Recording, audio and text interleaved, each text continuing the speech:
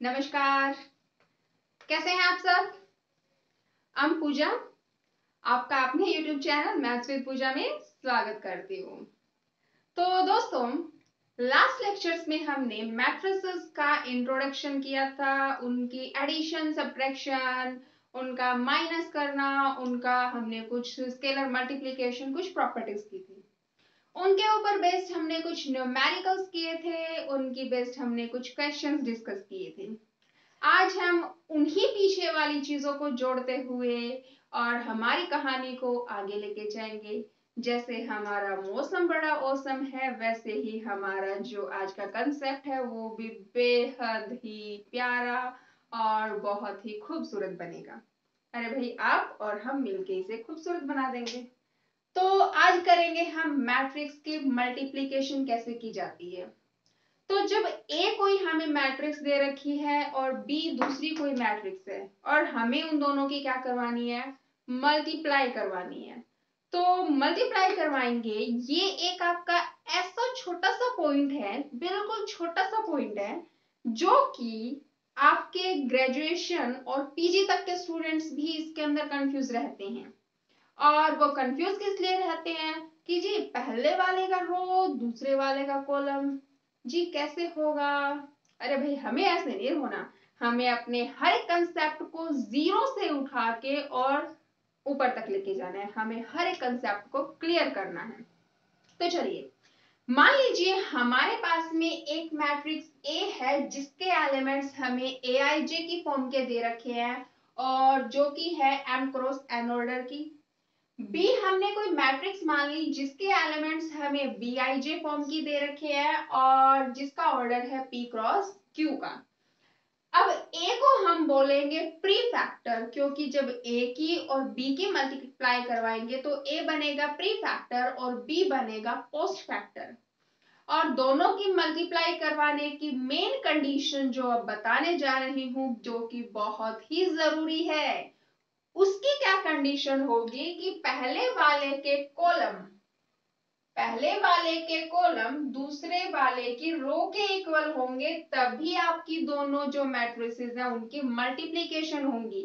यानी कि प्री जो फैक्टर है उसके कॉलम पोस्ट फैक्टर की रो के इक्वल होंगे तो ही आपकी मल्टीप्लाई होगी, अदरवाइज नहीं होंगी। तो चलिए धीरे धीरे करते हैं, धीरे धीरे करते हैं। तो चलिए, तो दोस्तों, हम करेंगे आज मैट्रिक्स की मल्टीप्लाई।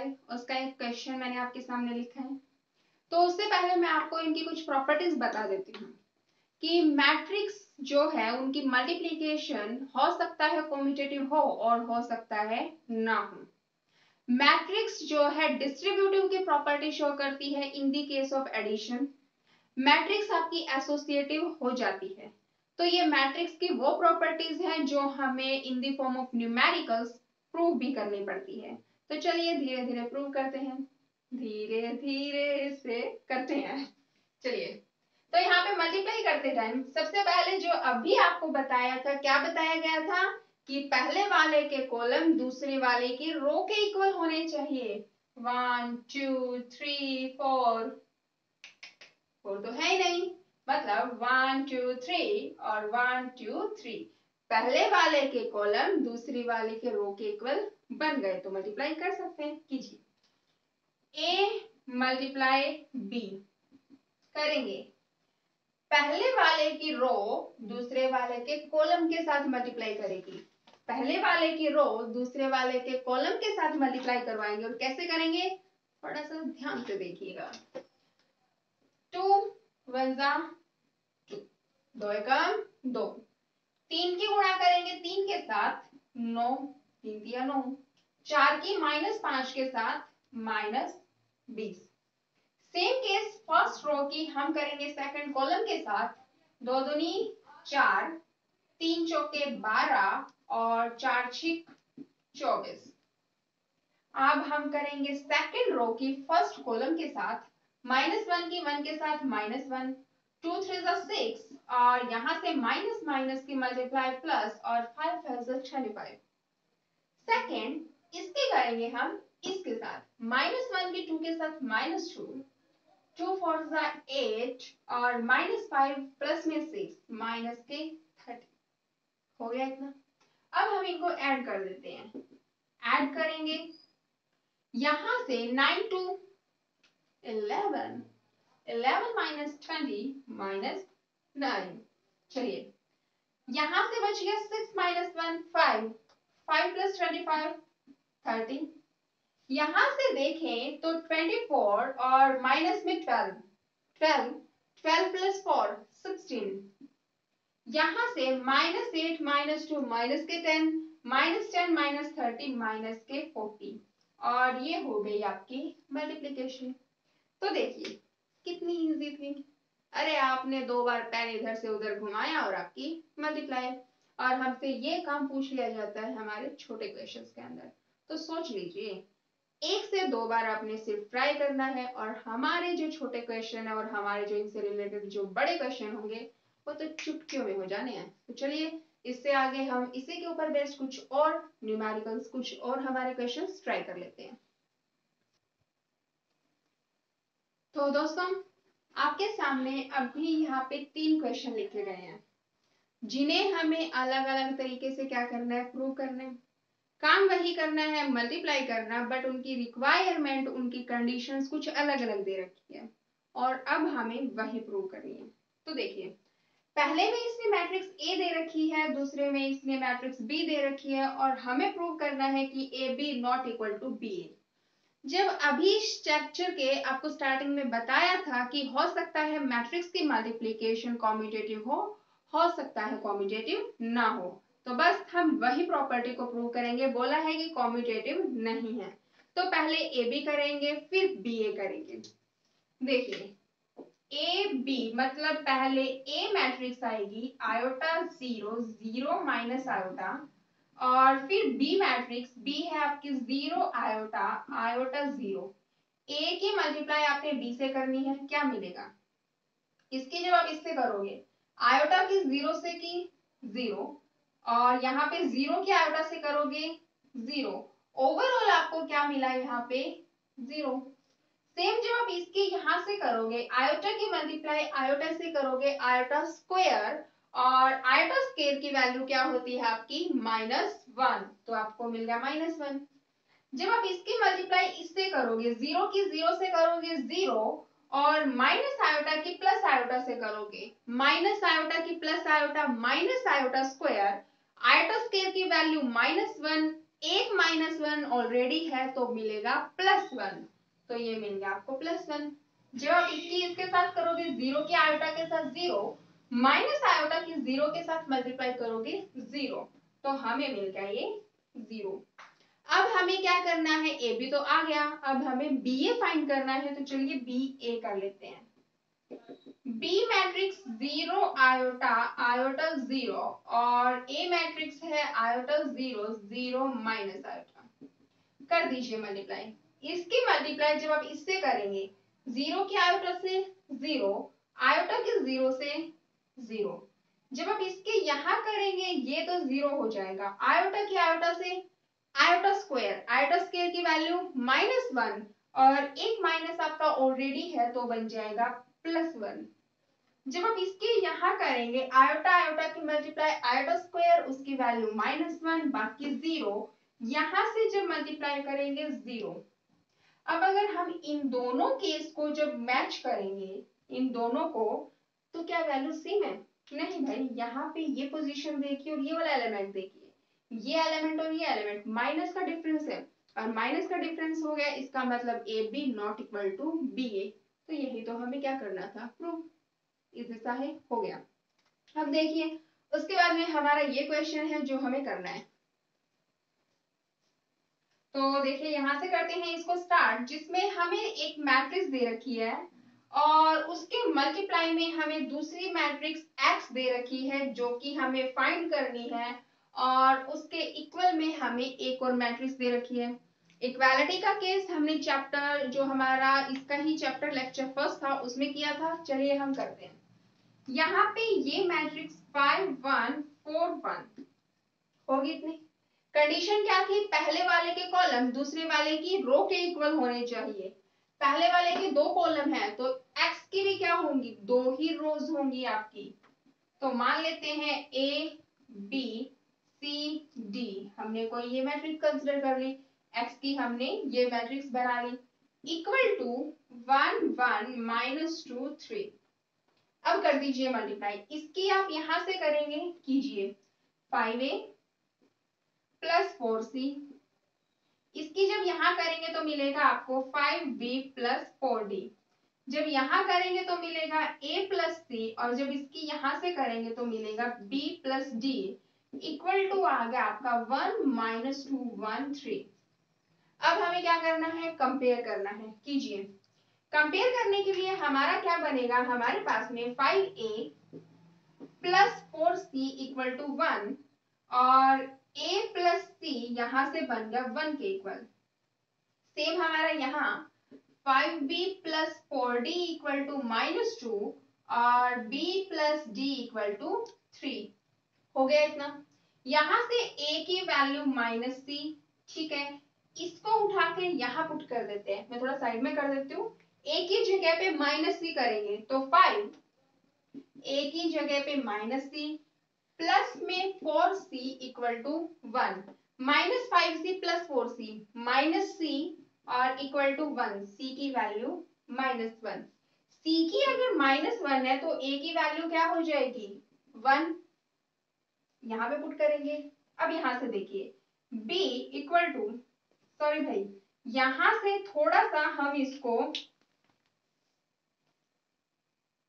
तो देखिए यहां से a की वैल्यू आ जाएगी 1 माइनस c, इस a की वैल्यू को उठा के जब यहां पुट करेंगे तो 5, a की जगह पे आएगा 1 माइनस c प्लस में 4c equal to 1, 5 minus 5c plus 4c equal to 1, यहां से बचेगा माइनस c इक्वल टू 1, ये आएगा -5 माइनस c इक्वल टू -4, और ये बच गया c की वैल्यू 4।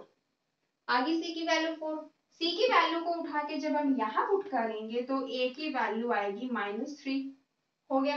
सेम हम जब यहाँ से करेंगे तो b की वैल्यू आएगी 3 माइनस d, जिसको उठा के हम यहाँ पुट कर देंगे तो देखिए 5, b की जगह पे आ जाएगा 3 minus d plus 4d equal to -2, 5 3 जा 15 minus 5d plus 4d equal to -2। इसको सॉल्व करेंगे, माइनस डी इक्वल टू -2, ये इस हट जाएगा -15 minus d equal to -17, d की वैल्यू 17 होगी। डी की वैल्यू जब यहाँ पुट करेंगे 3 माइनस 17 तो बी की वैल्यू आएगी -14, और यही हमें वैल्यूज चाहिए थी। तो ये था हमारा ये क्वेश्चन जिसके अंदर हमें x की वैल्यू फाइंड करनी थी। ए बी सी डी की वैल्यूज आ चुकी है, अब हम इसके अंदर पुट कर देंगे a की जगह पे -3, b की जगह पे -14, c की जगह पे 4, d की जगह पे 17, और हमारी जो रिक्वायर्ड मैट्रिक्स जो x थी वो आ जाएगी। सेकंड केस, हमें यहाँ पे a मैट्रिक्स दे रखी है और हमें b फाइंड करनी है। कब? जब हम a और b की मल्टीप्लाई करते हैं तो हमें इक्वल टू आइडेंटिटी, यानी कि जो हमारी आइडेंटिटी मैट्रिक्स है वो मिलती है। तो चलिए ये क्वेश्चन ट्राई करते हैं। तो चलिए फ्रेंड्स, हमें a मैट्रिक्स दे रखी है, हमें a मल्टीप्लाई b करके आइडेंटिटी के इक्वल हमें दे रखा है, जहां पे हमें b मैट्रिक्स फाइंड करनी है। a multiply b equal to identity हमें है, a की वैल्यू है 3 -1 -4 2, और b हमें फाइंड करना है इक्वल टू आइडेंटिटी, यानी कि 1 0 0 1, ये हमारी मैट्रिक्स होती है। बी मैट्रिक्स को हम कंसिडर कर लेते हैं, मान लेते हैं कि उसके elements a b c d कुछ ऐसे एलिमेंट्स हैं। तो हम वैसे ही जैसे हमने अभी लास्ट क्वेश्चन किया है, इसकी मल्टीप्लाई करेंगे, इक्वेट करेंगे, ए बी सी डी की वैल्यूज आ जाएंगी। तो चलिए यहां से करेंगे, मिलेगा 3a माइनस 4c, इसकी हमने इसके साथ कर दी। फर्स्ट रो की जब सेकंड कॉलम के साथ करेंगे 3b माइनस 4d, मिल गया हमें इतना। जब हम सेकंड रो की फर्स्ट कॉलम के साथ करेंगे -a प्लस 2c, और जब सेकंड रो की सेकंड कॉलम के साथ करेंगे -b plus 2d, equal to 1001 मिल गया हमें इतना। तो चलिए अब हम क्या करते हैं, इसको इक्वेट कर देते हैं। देखिए यहां से मिल गया 3a minus 4c equal to 1 minus a plus 2c equal to 0 और ये कंडीशन हो जाएगी 3b minus 4d equal to 0 minus b plus 2d equal to 1। अब हम यहां से देखें तो a वहां जाएगा, a की वैल्यू होगी 2c और इस वैल्यू को जब यहां पुट करेंगे तो क्या मिलेगा 3, a की जगह पे आपका 2c minus 4c equal to 1। अब देखिए 3 टू जा 6c minus 4c equal to 1 और ये मिल गया 2c इक्वल टू 1, c की वैल्यू 1/2। c की जगह पे जब 1/2 पुट करेंगे तो a की वैल्यू 1 मिल गई हमें।